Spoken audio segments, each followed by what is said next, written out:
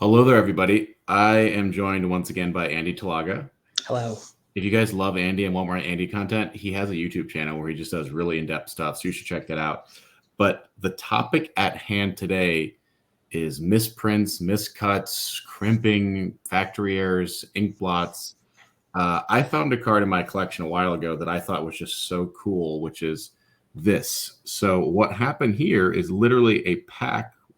This like matches up with a Dagobah pack. Basically, it got sealed in the pack, and I thought, wow, this is really cool.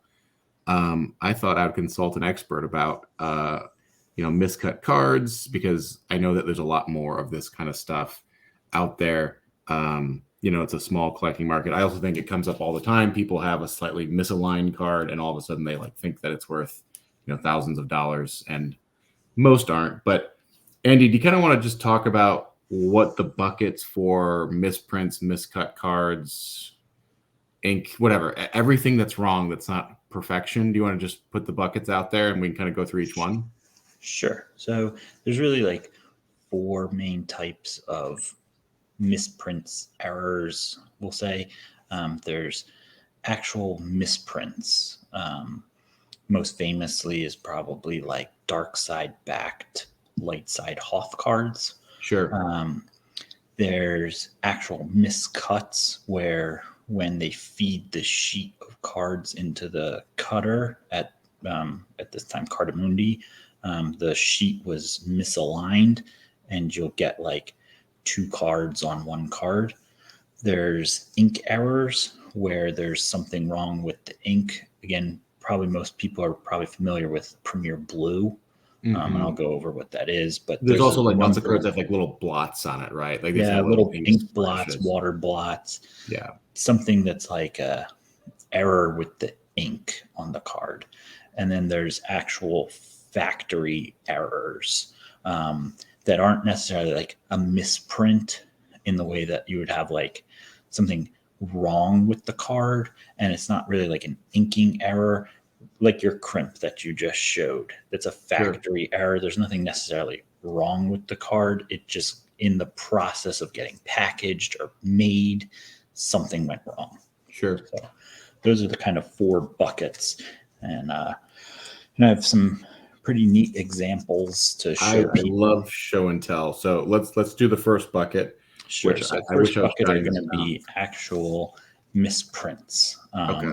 As I said, most famously, hopefully I can align these. Most famously, you have, light side cards from Hoth. This is Commander Luke Skywalker, but the back has a dark side icon.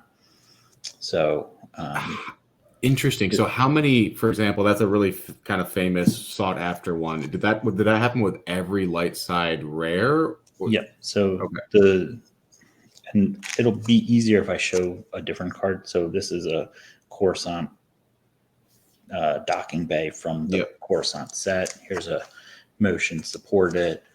Here's a back of an objective. The back of these cards are all white.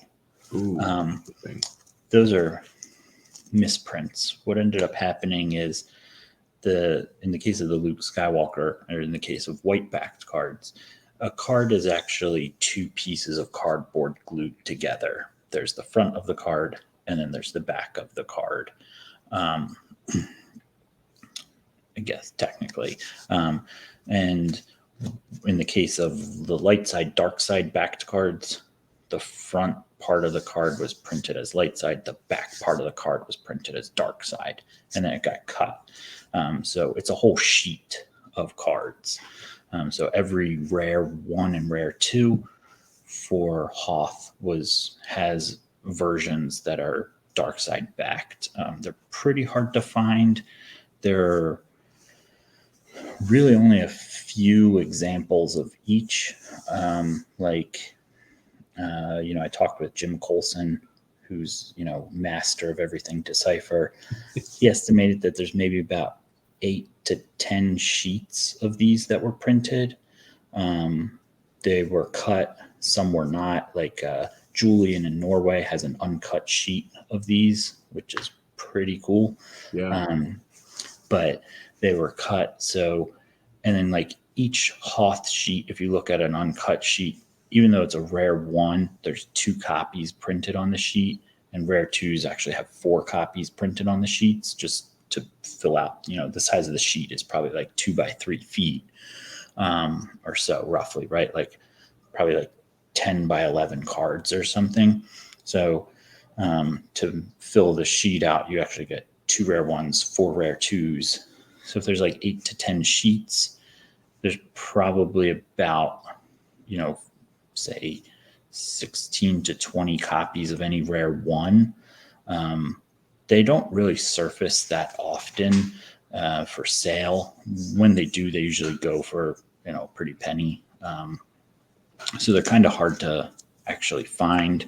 The other stuff that's like white backed cards, those are just misprints, right? Like they're not really common either, because Cardamundi has a reputation that they want to keep for producing quality products. So Sure, so most anytime just end up in they'll the bin, find right? Right, they just were thrown like away. errors or something, they'll take them out of the assembly line or whatever, and they'll actually try to discard them so that they're not putting misprints and errors into packs. But it does happen, so that's where those come from. That's kind of your first bucket of cards. The next bucket is actual miscuts, and there's a couple different types of miscut cards. For all intents and purposes, this should have been a correct card, but the sheet was probably fed incorrectly into the printer or into the cutter. So you end up with, stuff that's like 2 cards on 1 card type stuff. So you have to imagine the entire sheet is like that, right? So the entire sheet would be like that. So every card, so this is a Death Star 2 rare. So there should be an Emperor Palpatine that's miscut like this, right? Somewhere out there in the world. It might have been discarded, but like this would be every card on the sheet would be miscut exactly like this. There's also, I don't know how well this will appear, cards that are square cut. Rather than rounded if you corners. look at the corners, they're not rounded. So I think just a key difference there is like, there's a difference when it's just bad centering versus it's truly a miscut. And I think a lot of people have just poorly centered cards. And like, this is a miscut. It's like, no, it's just actually bad centering on there. Yeah. There's different ways you can have miscuts. Like this scanning crew has part of Yavin 4 on it. Mm-hmm. This U3PO is from Reflections. You can see it's got, some other card down here. This foil Imperial Decree looks fine on the front, but what I was talking about with like the back where it's 2 different pieces, the back of the card is actually miscut. You can see the top part up here. So is a rule of thumb when collecting these, or you find one in your collection, the more egregious it is, just like the more interesting it is, right? It's like exactly. You have 3 cards on there. That's just pretty unique, I guess. Yeah, like, and also how playable the card is. Like Imperial Decree is a pretty playable card, so it's kind of cool that like you have it on a playable card. Same with like U3PO or Scanning Crew. Like this is technically, this card would be You Are Beaten, because that's the title of the card down here. So it's like a kind of cool You Are Beaten, right? It's basically double back from Cloud City. Other types of miscuts. For anybody who knows about Magic, the very first printing of Magic, which is Alpha, has a different corner radius of the cut of the corners than standard Magic cards. And then Star Wars CCG has a different cut than that. So this card, I don't know if that focuses, this actually has alpha cuts. So it's a different kind of corner shape. I have one of each of the premier uncommons with an alpha cut. And then this one's actually one of my favorites. This is a square cut Japanese card. I have very, very few misprinted Japanese or like error Japanese cards. I have 4 square cuts. I have a printing error on a Talon roll, and I have a miscut cabe. I only own 6. They're just not really that easy to find. Takara had much better quality control, and since most of your misprints, errors, and stuff are really going to be coming from like Premiere, because quality control on Premiere was just like awful, really bad. But by the time Japanese Premiere was getting printed a few years later, quality control was much better. So it's really hard to find Japanese errors, so having some is pretty cool. Then there's inking errors. So these are cards that there's nothing necessarily wrong with them as far as like a misprint, like a different back, or like, overfoiling or something, or a miscut. It's just, a card that has some type of ink error. So like this has a big, so this. Oh, I thought that was the glare at first, right? So that's literally okay. Yeah, that's wow. Yeah, that's quite the inking error. So that's usually caused by water drops coming down onto the card as it's getting printed, because the card gets printed in CMYK, so cyan, magenta, yellow, black, and it'll print layers onto, so it'll print like all the black, then it'll print like all the, I guess black's last, so it probably prints like all the red, all the yellow, all the blue, all the black. But if you have like a water drop in the middle, it'll like skip that part, so you'll end up with like water blotches. You can see sometimes it'll happen where it's like really small in here, you'll get like a water blotch. But then there's just other types of ink errors. So like this was the Tatooine I just showed. This is a Tatooine that's just like really dark. See, there's just like, the ink error there is very fun because it makes it look like it's another planet in there as well, right? Yeah, exactly. But like on this one, this is all just black. There's no star field. There's no other color.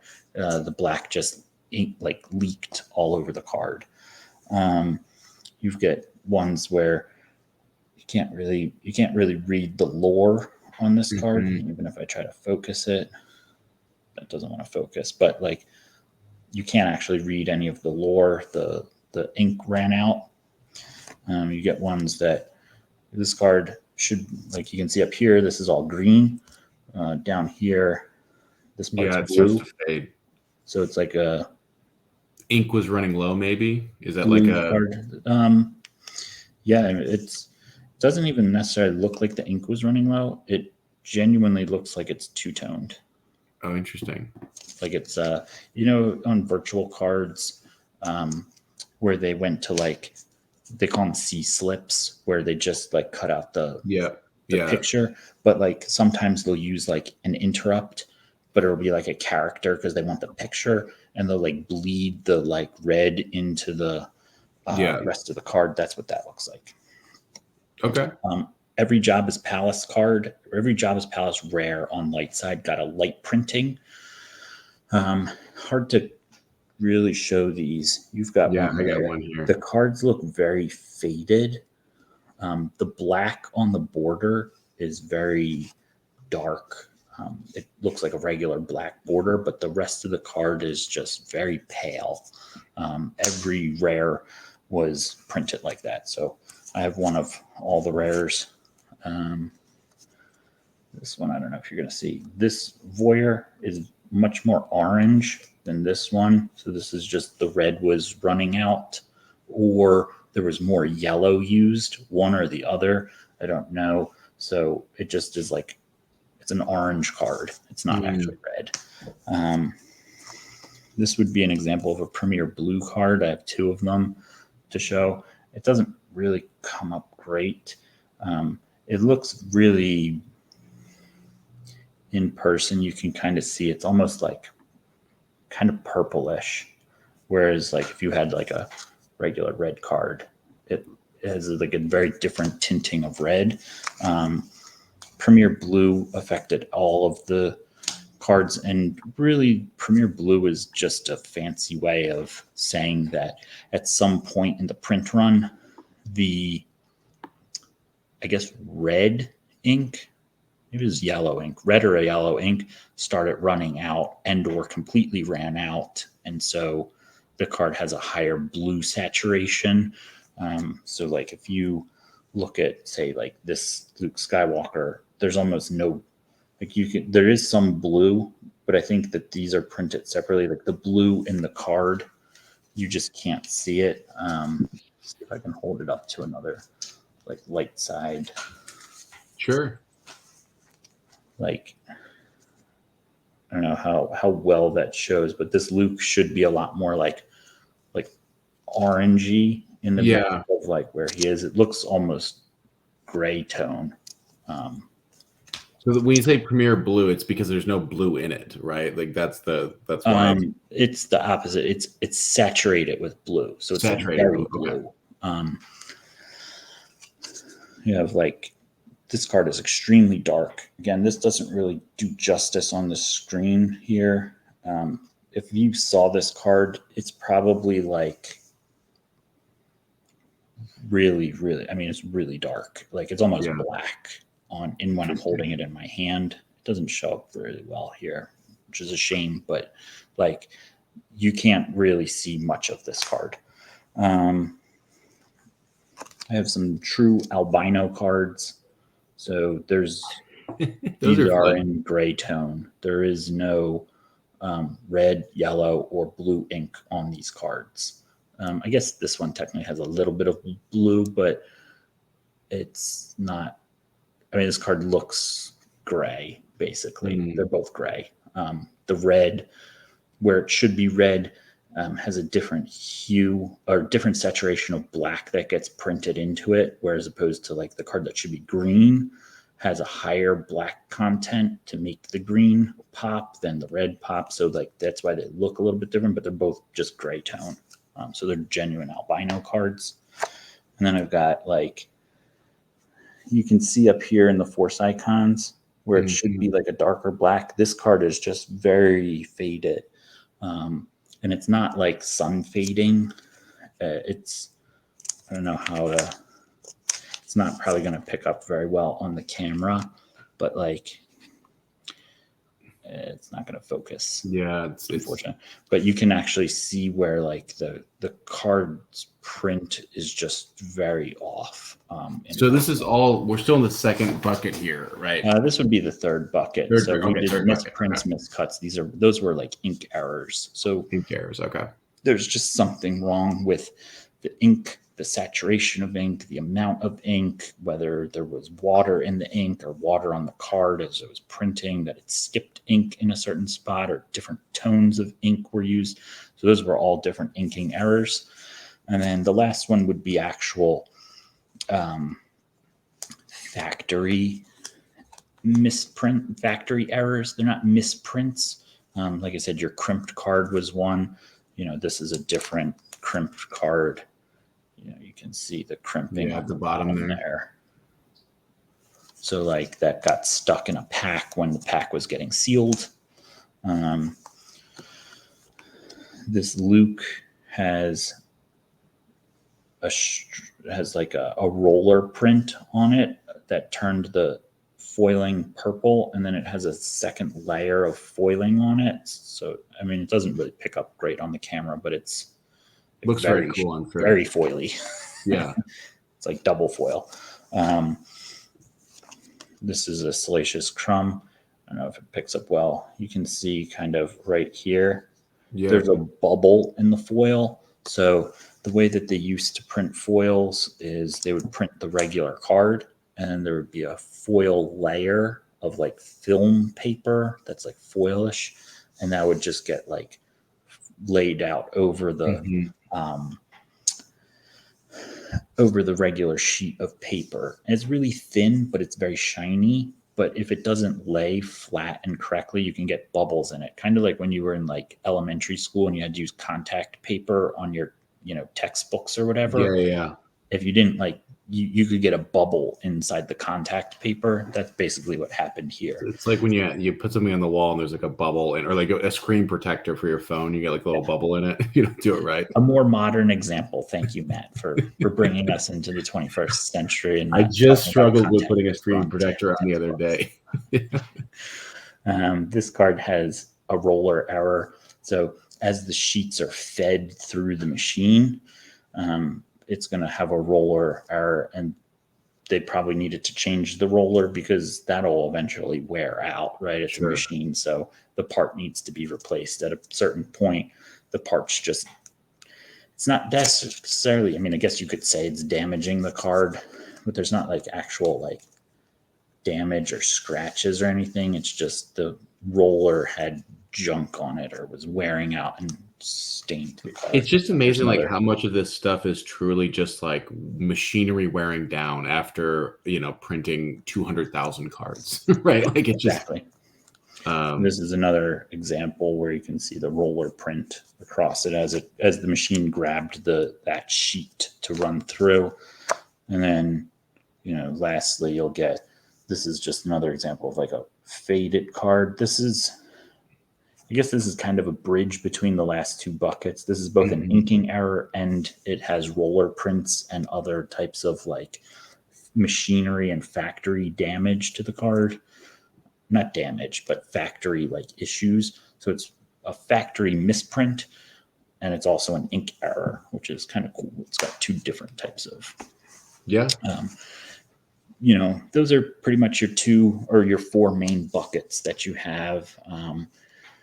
Of misprints. And like we said, the more egregious the misprint is, or, error of some type is, the more desirable it is, the more playable the card is.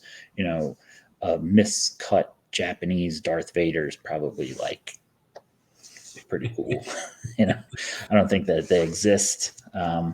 But something like that would be very, very, very desirable. And there's all sorts of variations on all of these. I just pulled out a handful of cards that I thought would be kind of neat to show off, but there's a wide variety of types of like misprints and stuff. So I am putting together a complete premiere set where every card has some type of error in it. That's a fun down project. to needing about 70 more cards. Okay. So I'm close. So I'll also just add, I'll also add that the 4 buckets you created, I think this applies to really a lot of games. Like Lord of the Rings is the same. I mean, I think even Magic, right? It's like these are just things that happen. Like even with modern technology, these are just like factory errors that can happen pretty easily. Cards have not really changed the way that they've been created that much in the last 20 years. So these are still the kind of common 4 buckets. Well, I'm actually really happy to hear that my crimping error seems to be like rather interesting. Yeah, that's a really nice one. I really want that. You should trade it to me. Oh, I think we actually forgot to mention, I just pulled these out. I guess these would be in the second bucket, but the blank light side, there's like the white ones, and then I think the dark ones. I don't actually have the white ones, but I think these are pretty common. Not common, but they're around. Yeah, they're not actually misprints or errors. On a sheet of cards, it's like 11 by 11. Usually, maybe sometimes it's 12 by 11 or 11 by 13 or something. But usually it ends up with an odd number of cards rather than an even number. So they'll put a blank card like you saw where the front of the card is white or black as a space filler on the sheet so that it'll get cut. Now they're supposed to get pulled from production, but they do end up in packs. So there's most sets have a blank. They're really indistinguishable from each other. I have a blank from Japanese Hoth Dark Side, which is like really, really rare because there's only one on a sheet as opposed to a rare one like a General Veers that's 2 on a sheet. It's kind of hard to prove. I know it's right. I know it's from Japanese. I believe you. Pulled it from a Japanese Hoth pack, but like, you can tell like Japanese Hoth has like a much more glossy feel. it actually has a glossy feel, whereas like other sets might not have as glossy of a feel. So like that's one way to distinguish it. But interestingly, in Reflections 2, you can pull a double white card. So one side's white, the other side's white. And they're not technically printed on sheets of Star Wars CCG. They're dividers, because what would happen is they would print off, 200,000 cards, and they would cut them and they'd be stored in trays. And then they would use the trays to like fill packs somehow. But like splitting light side and dark side rares and ultra rare foils and super rare foils and very rare foils and all that, they would put these spacer cards in between. Now they're supposed to also be removed. So stuff happens. But they didn't. Some of them didn't. So I do have double white cards that were pulled out of Reflections 2 packs, but they were never actually printed with Star Wars. So it's just, that's kind of like an oddity. But yeah, there's a bunch of different variations of genuine blanks. Well, Andy, this is a topic for another day. Yeah, this has been a really fun conversation, and I hope folks are getting a little bit out of this. If they're finding this stuff in their collection, how to categorize it, how to think about it. I mean, I have a small binder of cards that I think are just kind of fun to look at, but it's a fun extra thing to be collecting as well. So, Andy, once again, thank you for coming by and giving us a little bit of a lesson and overview of this. And if folks like this content, like and subscribe, yada, yada. I should have said at the beginning, but if you made it to this point, you probably, you're probably good. Already subscribed. Yeah, right. It's, I'm not really worried, but I should have said at the front. But, thanks for tuning in, everybody, and we'll catch you next time. Thank you.